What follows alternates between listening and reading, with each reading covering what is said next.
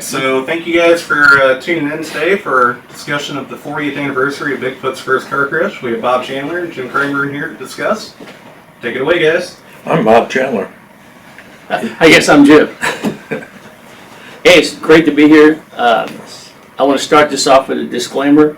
Okay, this happened in like 1981, and I think Bob and I both feel that, you know, if we knew we were going to talk about this 40 years later, maybe we would have took notes. Yes. So anything we might say is to the best of our recollection, I must say. You know, that's all we can do. We're a couple old farts that did something crazy 40 years ago. Yes. Right. Yeah. But basically, what I saw something on TV probably weeks before we ever did that car crash, and it was a sports, Wide World of Sports. Okay. It was a Sunday afternoon, and it showed a Toyota pickup truck, four-wheel drive. There was pickup trucks running around in the mud, and it showed us that he put his front tires up on top of a car that was sunk in the mud. It was a junk, you know, and all it was out of the tires were under mud, and he put his front tires on it. And I'm watching that. I says, Bigfoot would drive right over the top of that, you know. And a couple days later, I was talking to you, and I says, you know, I saw this on TV. I think the truck would drive right over some cars. We need to try that somewhere. I remember that. I remember he calling me and thinking, you know, talking about this. Says, I think I'd like to drive over cars. And I go, what the hell you want to do that for? He says, I think it'd be fun. You know, it'd be something to do, and I think the truck would do it okay, you know, pretty easily. Yeah. And at the time, I did not work for Bob. You know, I went back to my other job, Allied Construction Equipment, heavy equipment job. And he said, well, can you set that up? And, you know, Bob and I always stayed in touch, even though I didn't work for him. I'd help him out here or there. I'd go on these runs, 4x4 runs when I could get time. So I said, yeah, I'll set that up. I'll let you know. So I called Tom Tison of Tison Farms. And his farm is at the base of Tison Road and Missouri Bottom Road here in St. Louis area, in St. Louis County. St. Louis County, yeah. And I says, Tom, you got something, you know, someplace we could do this? We'd like to do that. He just laughed. He goes, yeah, I'll be on board with that. And so I drove down to Tom's place and we looked around. He had one field that he didn't have crops in. You're not going to put crops in that year. I said, can we do it right over there? And it was right off the road, right next to the road. It was really convenient. Yep. And he said, yeah, you can do it anywhere out there. He says, but, you know, he says, put it in mind. He says, pick up your stuff. I got a plant there, you know, later on. Yeah. So I told him we'd make sure we had any glass or anything out of the field. And so I called another friend of mine, George Smith, who worked for us. Yeah. He worked with Rich Hoosier for a long time as a crew guy. And he had a yard and a tow truck, so he could haul a couple of cars down there. Yeah. And we put them out in that field, and then I called Bob up and says, hey, it's ready to go. He says, okay, I don't know what day it was, whatever. He said, I'll meet you at like 10 o'clock or something like that. So we got down there. Of course, Tommy's told all his cousins, because Tison Road, there's a lot of Tisons live on that road. Yeah. And so the whole family knew about it. So we had a little audience. Yeah. And drove it out in the field. It's kind of muddy that day, and I'm thinking, okay, you know, we'll see what happens here. Maybe we could have picked a better day, but... Yeah, we weren't sure. I wasn't sure what's going to happen. Is it going to be able to drive on top of the cars? And I've never done it before, you know. Right. And I don't think I have a destructive thing in me, you know. I didn't want to just drive. I want to drive over the top of these cars. And the first time we did it, we figured we drove from the back over the trunk and up over the top and down the truck. And I kind of put my foot to the floor because I had no idea it would get up there. I had no idea it would fall off the side of it and just buzz over the top of it. So it's actually pretty easy. I went back around, come back around, and park on top of them the second time. I remember you had a load of stuff in the back the first time you went over. I mean, you had 2x4s flying up and everything else. So, we didn't take stuff out of the bed. You know, it might have been wise to do that. But it looked like it did it, you know, pretty easy, as you can tell there. Yep. Even though it was wet, but you had the momentum up. Right. You know, so you didn't climb, you actually just banged them up, Yeah. and it did it pretty easy. So Yeah, you can see the tires all muddy. But it was actually kind of fun. So, and we had a video. I had a video camera, and I handed it to my brother Larry. He was there, and he says, "You film this for me," and he did a good job of filming it. he did real good. And then it's just infamous little laugh at the end. Yes. And all the tapes. It's one of Tommy's. Wasn't his son? I think it was his cousin or something like that. Had that really. I call it the infamous little giggle there Yes, at the end. it was, yeah. That everybody seems to remember. Who's that? Who's that giggle guy? So, yeah, I remember him, but I can't remember who it was. Yeah. It was it was a fun day, and man, you made a comment about not having a destructive gene. Well, you smashed a lot of stuff in your day. I mean, every time you went out with your truck, you broke it. Yeah. I mean, you always broke it. I mean, years ago, we had a track vehicle to shop, and you trying to drive over a couple of pickups we had in the backyard. They're trying to get up on them. And before that, when I was still in construction, you know, when you're in construction, you're tearing down things, and then you're building new, you know, and they tear down the ground. And at one time, they looked at me and said, "That's Chandler Destruction Crew." So apparently, I had some kind of destruction theme in me, but it was something that was. It didn't do it to destroy the car. We did it just to see if the truck could drive over it, basically, and it did very easily. And they had people. We showed this same shot in our shop, had it playing on video, and people would come in, and every once in a while, a motor would come by and says, "I want you to do that at a show." And I said, "No, we really don't want to do that. You know, we got a good image for the truck with kids. We're going to leave it that way." But probably a year and a couple of months after that, 14 months or so, I finally tried it in Jeff City, I believe it was. And I really had a problem with that because it was crowded. It was a truck and tractor pull. And I was in a dark area. They had the cars off the side of the track. And I tried driving over them, and the one lockout hub didn't engage, so I only had three-wheel drive, and it wouldn't get over the cars. It kept pushing this car, and this tire would go up on top. I was twisted up, you know, I had the truck all twisted. Finally, I got on the mic. I says, "You know, give me a half hour. I'll be back, and we'll try it again. I got to fix the lockout hub." Went back in the field, fixed the hub, come back, and then it drove over the cars. And it just shocked me, the response from the people. You know, they just thought it was the neatest thing in the world. So you went from hero to zero, back to hero again. I guess. I had the same experience like that in San Diego with Bigfoot doing the show. I come roaring the stadium, and I hit the cars and came down, and the front steering rod broke, so the tire went. Oh. And I come roaring in, yay! You know, it was great. And I'm limping out. So I go out and chain it together. I come back in, and all I have is rear steering. Just had the front locked up. You came and hit the cars a couple times with rear steering, and then you were a hero again. So Yeah, right. yeah, I remember that. And Well, I know another show that you did where you lost your forward gears. yeah, coming up to the cars. Right. And you came back for the second show, and the announcer says, "We're going to try something new tonight. Nobody's ever done this before. We're going to try backing over the cars with Bigfoot." And you did the whole show in reverse. Self-preservation. So we have a couple fan questions going on here. So Daniel Cheech Agash wants to know, after you did the first car crush in the field there, did you make any improvements to the truck before you went up to Jeff City to do the second car crush? You know, I don't think we changed a thing on it, but that's not to say that we weren't continually upgrading Bigfoot all along. I believe we're running the 48-inch tires there, and I believe we had 2.5-ton military axles under it at the time. As I started out with the Dana 60 in the back and Dana 44 in the front, and I went to Dana 60s all the way around. I think what was the next? Dana 70s or 80s? 80s or something like that. And the next step was the military axles. So probably the military axles, and I don't think there's anything changed specifically for the next, the second car crush.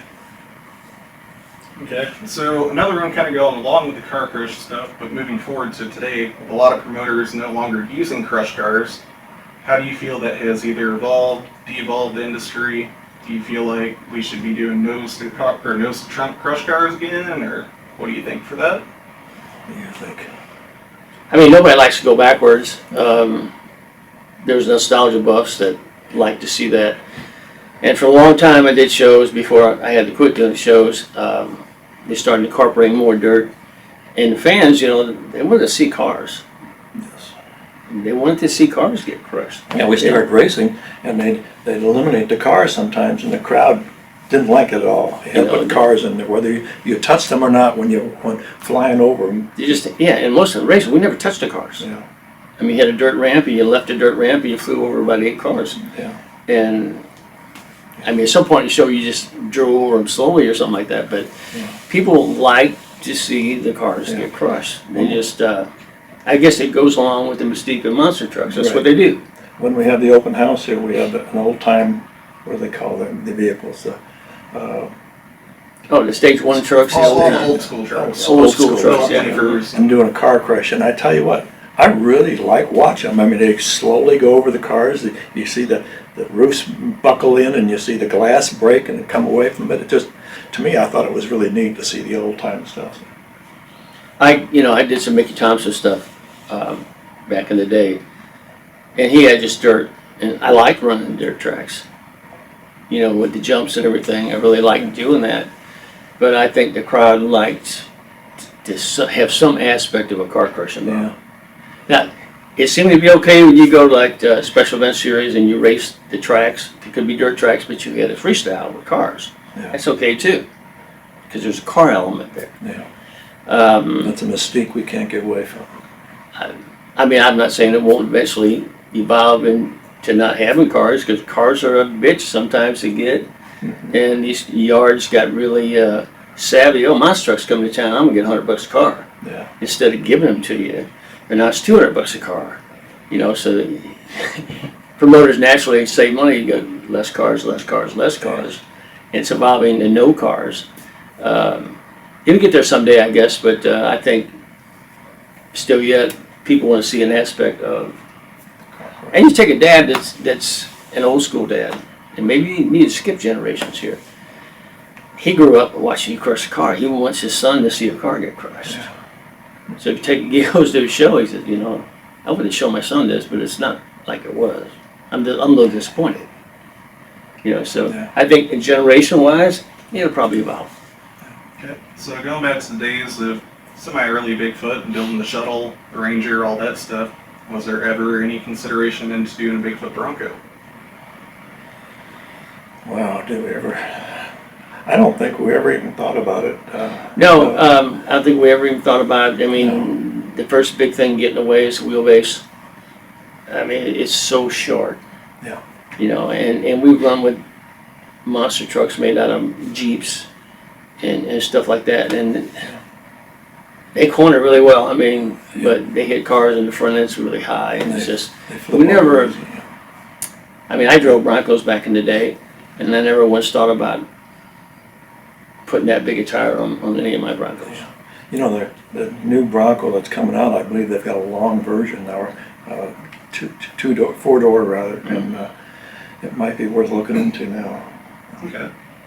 So another question we got going here is, how did the two of you guys meet? I was building a house across from where Jim Kramer lived with his mom and his brothers and sisters, and somehow I come up there on a motorcycle, and I don't know how we first conversation we had, but you know, I don't know. I just remember watching you guys build that house, and the foundation was there. It wasn't backfilled, and you had some planks running up to the subfloor, and you come ride this motorcycle down, and you pick up some 2.5/4s, and you ride up that plank, and you drop them off, and you ride back down. You know, rather than walking, you're making fun out of your job, right? Yeah. And you were riding a 305 Scrambler, which was the hot bike there. And of course, you had the mufflers taken off, so it was loud. Yeah. And all that appealed to me. Yeah. It was a really cool bike. But I thought, man, that's pretty cool. And just when we start talking, you know me, I meet people, I talk to people. That's what I've done all my life. I was raised with 11 brothers and sisters, so I don't have a shy bone in my body. And I figured we just struck up kind of a conversation and ended up. I didn't know that you were actually building that house for you to live in. Well, it wasn't. We built it. My dad owned the property. We built 2 houses there, and he was selling. I convinced him to sell the one to me after we finished it. So, because I was talking about my wife Marilyn, and we got married, and we needed a place to move. So, I eventually bought the house. I didn't build it for me to basically. Did you have an MG or something? You had a little car. I remember that too. You had a MG, no, Triumph. Triumph. TR4, TR3, TR4, I believe it was. Yeah, a little two-seater. Yeah. I remember. Okay, I thought I remember you having a little car like. Anyway, Yeah. he ended up being my neighbor, and we got along famously. We, Yep. I guess we broke bones on motorcycles. Yeah, we got into bikes, and we had quite the entourage of people following us in bikes because we were the dummies out there breaking our necks. You know, whatever he did, I was going to do, and vice versa. And people just sat around. We used to go riding, Wednesday nights or Tuesday nights? Yeah. And we had 20 guys. Well, our houses were right over the bluff from the Missouri River. Yeah. And we'd ride the trails going down the river, and he and I would chase each other down, mess around down there, and all of a sudden one of us would say something, and it'd be who can get up that hill fastest, you know. And I can remember running you off the hill one time and kicked me right off the bike in the ditch. Your bike did a 360 degree and was running down the hill without you on it. Yeah. They call it Green Hill down there, you know. Yeah. Martha Love owned the place. The actual owner is still in the Love family, I believe. But I was at a lawnmower dealer the other day, and he's talking about, you know, living over in Florissant and riding up there. Yeah. Oh, I used to go up to Green Hill and ride. I see all those trails down there with all the hills and all that stuff. He goes, yeah, man, it's some really good riding down there. I says, well, my friend and I made all the hills down there. Yeah, right. He goes, what? I said, we made all the hills down there. So we got to talking about, you know, the area, and he goes, wow, you're not really full of crap, are you? So it was a great place to ride, and my God, some Saturdays, I said, we'd be 50 bikes up there. Yeah. You know. Yeah, we even eventually went to an old Jeep we bought, put together, and put tire chains on all 4 tires and would run down there also. Yeah, we had a second Jeep with a 283 Chevy, and it was 2-wheel drive. Remember that one? Yeah. And you put chains on the back. So we had a 4-wheel drive, the 2-wheel drive, and the 2-wheel drive had just enough power, enough wheel speed, it could almost keep up with the 4-wheel drive. Yeah. Most every place we went. So we, anyway, our relationship evolved in building different stuff. We built it. Oh, what was that? 441 BSA hill climber? Yeah. Yes, and we had a problem with it. It would die every so often. We couldn't figure out what it was, but after we finally figured out, it was when you sat on the seat, you shard the coil out. Mm-hmm. So when you bounced on the seat, the coil would die. It took a long time to find that, but it was a simple fix.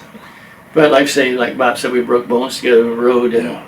I had broke my arm in half, and he had crushed his ankle and broken ribs, and that's when we decided, well, you know, maybe we'll just get 4x4s. Get you something with know. a little more protection. And he was a camper freak, so he had this old 2-wheel drive Chevy with a camper on it. He had the big long arms underneath the cross springs, and no camper to do this. And I don't know, he didn't have that truck very long. No. And he went and got his first, his 4-wheel drive, his Highboy. Yeah. You know, and that was the truck. I mean, that's, you know, that. Yeah, I bought a used one first. Yeah. The Highboy, and it set up with 48 gears in it, and it had lockers in the back and a posi traction in the front. And That truck was a horse, it really was. drove that to Alaska and back one year.